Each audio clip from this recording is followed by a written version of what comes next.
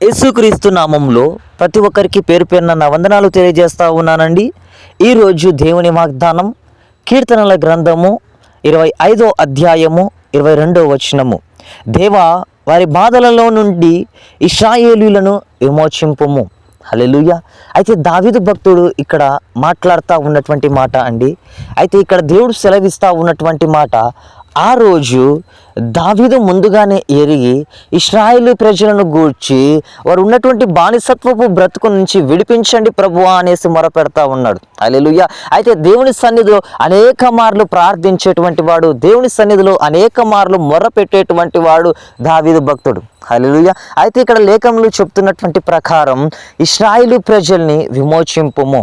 హల్లెలూయా. యాకోబు వంశస్థులు ఆ యొక్క బాధలలో ఉన్నారు, ఆ యొక్క నిందలలో ఉన్నారు అనేసి దావీదు భక్తుడు విడుదల దయచేయండి ప్రభు అనేసి ప్రార్థన చేస్తూ ఉన్నాడు. హల్లెలూయా. ఈరోజు నువ్వు ఏ కులం కావచ్చు, ఏ మతమో కావచ్చు, ఏ వర్గమో కావచ్చు, అయితే దేవుడు ఇక్కడ సెలవిస్తూ ఉన్నటువంటి మాట, ఈరోజు నువ్వు అన్యుడవు కావచ్చు, దేవుణ్ణి ఎరగనటువంటి వాడవు కావచ్చు, అయితే నీ గురించి అనేక మంది ప్రార్థిస్తూ ఉన్నారు. హల్లెలూయా. ఈరోజు నువ్వు సువార్థికునిగా కావచ్చు, పరిచారకునిగా కావచ్చు, సేవకునిగా కావచ్చు, ఈరోజు నిలవబడి నువ్వు ముందుకు వెళుతూ ఉన్నావు అంటే అనేకమైనటువంటి కన్నీటి ప్రార్థనని ఈరోజు నిన్ను ముందుకు నడిపిస్తూ ఉంది ప్రియ సహోదరి సహోదరుడా.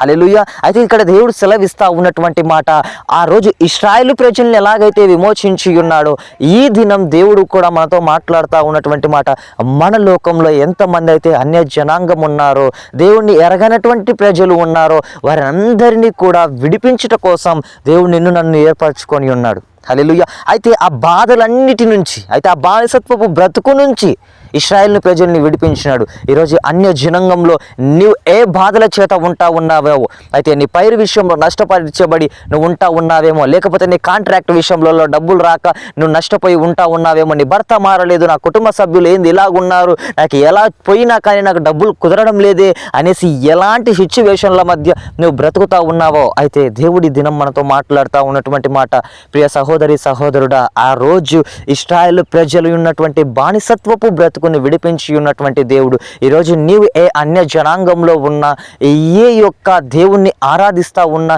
నీవు నిజమైనటువంటి దేవుడు క్రీస్తు అనేసి ఎప్పుడైతే అంగీకరిస్తావో, దేవుడు నీ యొక్క బాధ నుంచి, నీ యొక్క దుఃఖము నుంచి, నీ యొక్క కన్నీటి నుంచి దేవుడు విడిపించుటకు సమర్థుడై ఉంటా ఉన్నాడు. హల్లెలూయా. నువ్వు నమ్మి విశ్వసించినట్లయితే దేవుని సన్నిధిలో కూర్చొని ప్రార్థించు.